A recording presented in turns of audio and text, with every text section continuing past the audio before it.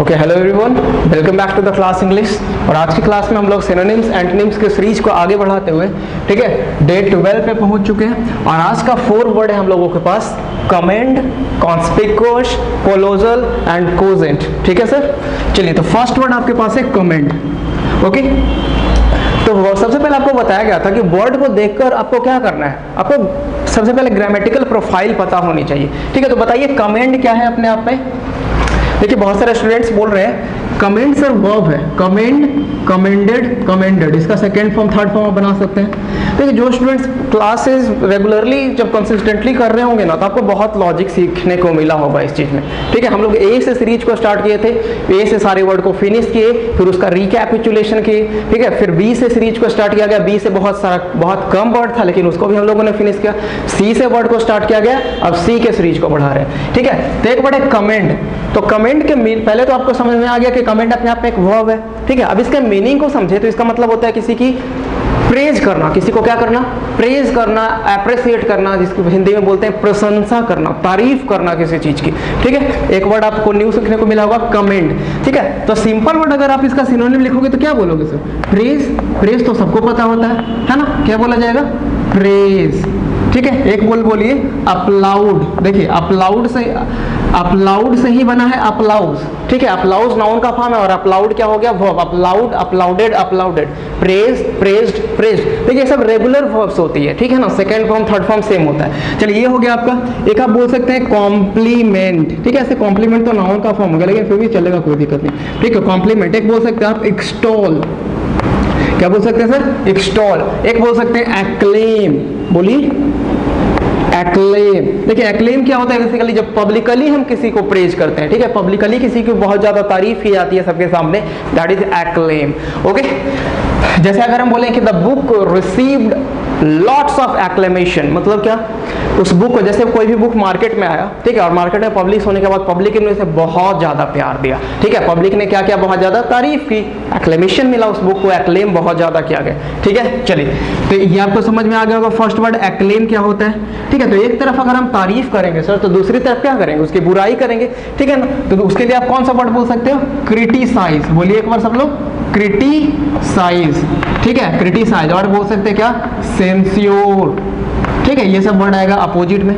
ठीक है, चलिए नेक्स्ट वर्ड है आपके पास कॉन्स्पिक्यूअस। बोलिए एक बार सब लोग, कॉन्स्पिक्यूअस। ठीक है, आपको एक लॉजिक बताया गया था कि वर्ड के लास्ट में अगर OUS लगा हुआ है तो वो वर्ड क्या होगा? देखिए बिल्कुल ठीक कहा, बहुत सारे स्टूडेंट्स बोल रहे हैं सर एडजेक्टिव होगा। ठीक है, तो जब ये एडजेक्टिव है तो इसका जितना भी सिनोनिम्स हम लोग लिखेंगे वो किस फॉर्म में होना चाहिए? एडजेक्टिव के फॉर्म में। अब देखिए कॉन्स्पिक्यूअस की बात करें तो कॉन्स्पिक्यूअस का मीनिंग क्या होता है? तो something that is easily seen, जिसे आसानी से देखा जा सकता है, जो कि क्लियर हो। ठीक है, चलिए इसे एक एग्जांपल से समझते हैं हम लोग। बाय द वे क्या होता है कि कोई कंपनी कोई प्रोडक्ट का ऐड करना चाहती है, एडवर्टाइज करना चाहती है बेसिकली। ठीक है, आप देखते हो कि बड़ा बड़ा बैनर लगाया जाता है मार्केट में कहीं कहीं पे। तो आप खुद बताइए सर कि वो बैनर कहाँ पे लगाया जाता है, किस प्लेस पे बैनर लगाया जाता है? तो बैनर ऐसी जगह पे लगाया जाता है जहाँ पे लोगों की नजर जाए। ठीक है, जहाँ पर लोग आसानी से देख सके। ठीक है, यही बोला जा रहा है ना।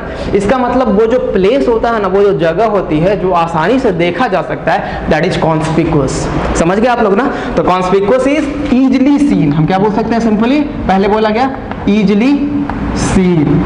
ठीक है, इजिली सीन। और बोलिए आप लोग विजिबल। क्या बोलिएगे? विजिबल। और बोलिए ऑब्वियस। बोलिए ऑब्वियस। ठीक है ना, एपरेंट, एपरेंट। ठीक है, एविडेंट। क्लियर? और क्या बोल सकते हैं? मैनिफेस्ट। एक वर्ड क्या होता है सर? मैनिफेस्ट। ये सबका मतलब क्या होता है? जो कि समथिंग दैट इज क्लियर, बहुत ज्यादा क्लियर होता है वो चीज। ठीक है ना, उसी को हम लोग बोलते हैं क्या? ये कॉन्स्पिक्यूअस। ठीक है, अपोजिट में बोलेंगे तो क्या बोलेंगे? Not clear. ठीक है, जो कि क्या हो? नॉट क्लियर हो, इनविजिबल हो। ठीक है ना, इनविजिबल हो, उसे हम लोग बोलेंगे अपोजिट में। समझ गए आप लोग ये दो वर्ड ना? ठीक है, फर्स्ट वर्ड था कमेंड एंड दूसरा कॉन्स्पिक्यूअस। कमेंड अपने आप में एक वर्ब था और कॉन्स्पिक्यूअस क्या था? एडजेक्टिव था। चलिए ठीक है, बिल्कुल आप देखिए पेशेंसली आप देखते जाओगे ना, बस 10 मिनट का तो क्लास होता है ना, 10 to 15 मिनट का अप्रॉक्स होता है। और डेली आप अप्रॉक्स देखोगे ना आप, तो एक डे में अगर एक डे आप सिनोनिम्स एंटोनिम्स का कवर करते हो तो 15 to 20 वर्ड्स आराम से आप सीख सकते हो। ठीक है ना, बस आपको देखना है, साथ में बोलना है, और एक काम आपको और करना है कि डिस्क्रिप्शन बॉक्स से देखकर नोटबुक बनाते बढ़ाते जाना है, ठीक है। आप धीरे धीरे ग्रेजुअली इस काम को करते जाओगे ना, एक दिन आपके पास वर्ड का बहुत ज़्यादा, समझ रहे हो, कलेक्शन हो जाएगा और वर्ड में आप अच्छे हो जाओगे। चलिए अब देखिए, काम करना पड़ता है किसी चीज़ के लिए, ठीक है ना। आपको कोई जादू नहीं हो रहा है कि 2 मिनट में आप सीख जाओगे, समझ रहे हो ना। कोई भी चीज़ को पाने के लिए बहुत मेहनत करनी पड़ती है, ठीक है। बहुत नहीं तो एटलीस्ट थोड़ा तो करना पड़ेगा ना, कुछ तो एफर्ट करना पड़ेगा। आप कुछ करोगे नहीं तो कैसे कोई चीज़ मिल सकता है। चलिए आखिर खुद समझदार हैं आप लोग। चलिए एक वर्ड लिखा गया कोलोजल, ठीक है। तो कोलोजल की बात करें तो कोलोजन होना भी किसी की क्वालिटी है, तो ये भी अपने आप में क्या हुआ, एडजेक्टिव, ठीक है। अब देखिए कोलोजल हम लोग यूज किसके लिए करते हैं, तो समथिंग दैट इज ह्यूग, कोई चीज़ बहुत ज़्यादा बड़ा हो ना, कोई चीज़ बहुत ह्यूग हो, है ना, बोल सकते हो वास्ट, ठीक है। जैसे एक हम सीप की बात करें, सीप, आप जानते हो एक टाइटैनिक की कहानी आपने पढ़ी होगी, टाइटैनिक की स्टोरी पढ़ी होगी आपने, टाइटैनिक, ठीक है। तो बताइए उस जहाज का नाम टाइटैनिक पता है किस वजह से था, क्योंकि टाइटैनिक का इंग्लिश में मतलब ही होता है वेरी बिग, ह्यूग, बहुत बड़ा। आपको पता है कि वो 15 फ्लोर का सीप था, ठीक है, मतलब बहुत बड़ा था, इस वजह से उसका नाम था टाइटैनिक, ठीक है। तो कोलोजल के लिए हम लोग सिनोनिम लिखना चाहेंगे तो क्या बोलोगे, ह्यूग, ये सब तो सिंपल वर्ड है, लार्ज, ठीक है, सिंपल वर्ड है, लार्ज, वास्ट, और बोलिए टाइटैनिक भी इसका सिनोनिम हो जाएगा, क्या हो जाएगा, टाइटैनिक, और बोलिए ह्यूमंगस, देखिए ह्यूमंगस, ठीक है। और क्या बोल सकते हैं, चलिए अभी फिलहाल के लिए यही है, ठीक है। Colossal, huge, large, vast, titanic, humongous, ठीक है। समझ गए यहाँ तक आप लोग। दूसरी तरफ क्या हो जाएगा, टाइनी, ठीक है, माइन्यूट, जो चीज छोटा होगा, नॉर्मल होगा ना। देखिए अपोजिट बहुत कम तैयार होता है, आपको स्टार्टिंग से ये चीज देखने को मिल रहा होगा कि वर्ड्स का सिनोनिम तो हम लोग बहुत सारा लिखते हैं, एंटोनिम्स बहुत कम तैयार होता है, ठीक है। चलिए ये वर्ड आप लोगों को समझ में आ गया। लास्ट वर्ड है वी हैव कोजेंट, क्या लिखा गया सर, एक बार बोलिएगा सब लोग, कोजेंट। देखिए कोजेंट भी क्या होता है, एडजेक्टिव भी होता है। देखिए मोस्ट ऑफ द वर्ड्स आप लोगों ने ऑब्जर्व किया होगा, जो स्टूडेंट्स स्टार्टिंग से क्लास कर रहे हैं ना, उन्हें पता चल गया होगा कि बहुत सारा वर्ड्स जो होता है वो एडजेक्टिव ही होता है, ज्यादातर वर्ड हम लोग एडजेक्टिव का सिनोनिम लिखते हैं, ठीक है। चलिए देखिए कोजेंट, कोजेंट की बात करें आपको तो क्या होता है, कोजेंट आर्गुमेंट होता है। आर्गुमेंट आप लोग समझते हो ना, ठीक है। जैसे बाय द वे क्या होता है कि प्लेंटिव एंड डिपेंडेंट का जो लॉयर है कोर्ट में आर्गुमेंट कर रहे हैं, ठीक है। आर्गुमेंट आप जानते हैं बहस हो रहा है दोनों में, बताइए कौन केस जीतेगा, ठीक है ना, कौन बंदा केस, कौन सा लॉयर केस जीतेगा, बताइए।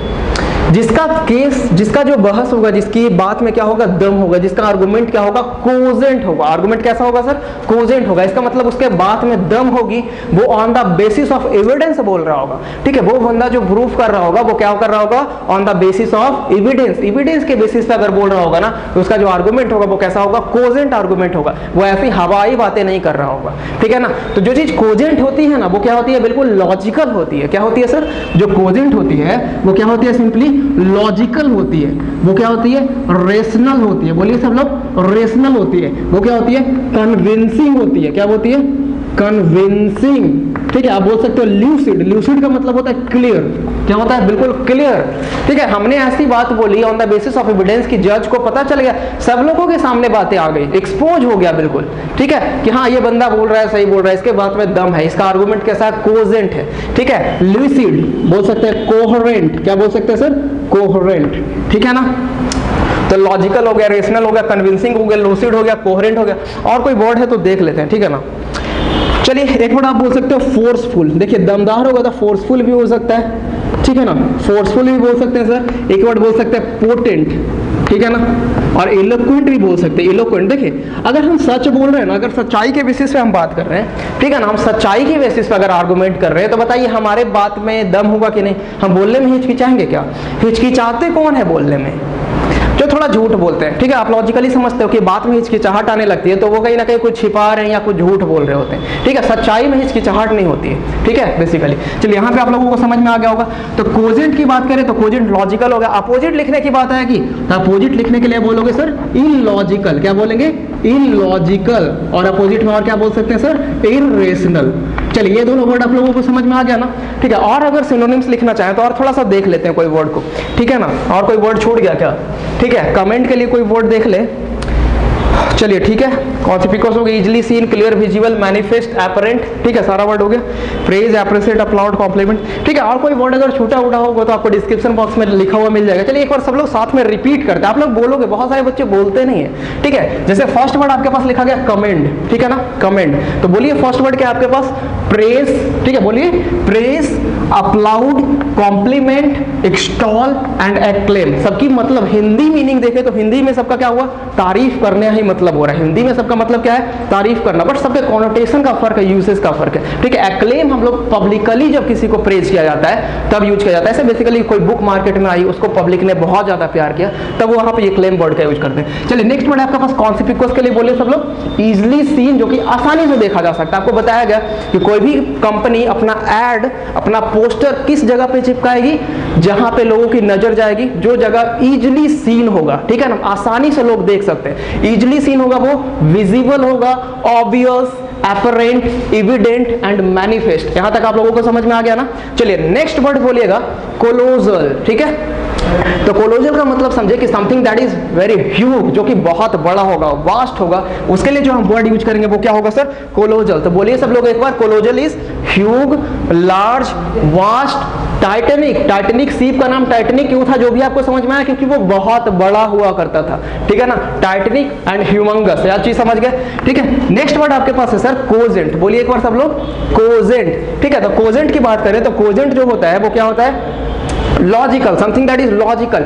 आर्गुमेंट, बेसिकली जो कोर्ट में आर्गुमेंट होता है ना सर, वो कोजेंट होता है। कोजेंट का मतलब दमदार होगा, एक एविडेंस के बेसिस पे होगा। तो कोजेंट इज लॉजिकल, पोटेंशियल, ठीक है ना, सॉरी रेशनल, क्या है, logical, rational, convincing, lucid, coherent, potent, eloquent, ठीक है। सारा वर्ड आप लोगों ने देख लिया। देखिए ये कोई वर्ड भूल जाना बीच बीच में कोई बड़ी बात नहीं है, ठीक है। आपको भी जब 10 वर्ड एक साथ बोलोगे ना तो कोई कोई वर्ड मिस हो जाएगा, हमसे भी हो जाता है बहुत बार। एग्जांपल भी देख लिया आप लोग कि ही has been commended for making such a incredible product. जैसे कोई बंदा को बहुत अच्छा प्रोडक्ट बनाता है, उसे क्या कहेगी, बहुत ज्यादा तारीफ की गई, ठीक है ना। People find a conspicuous place to advertise their product. People क्या करते हैं, कॉन्स्पिक्युअस प्लेस फाइंड आउट करते हैं, किस चीज के लिए, अपने प्रोडक्ट को एडवर्टाइज करने के लिए। A colossal eagle was found on the desert, ठीक है। कोलोजल ईगल एक बहुत बड़ा बाज मरा हुआ मिला कहीं पे, एक बहुत बड़ी बिल्डिंग, बिग बाजार कैसी बिल्डिंग है, कोलोजल बिल्डिंग है, बहुत बड़ी है, ह्यूमंगस है, ठीक है ना।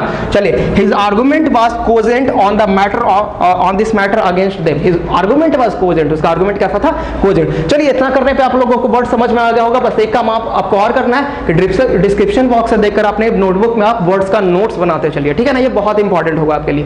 ओके चलिए, तो let's see you in the next class. Next class में हम लोग सी के सीरीज को और आगे बढ़ाएंगे, ठीक है। तब तक के लिए keep smiling, keep learning, take care, thank you so much.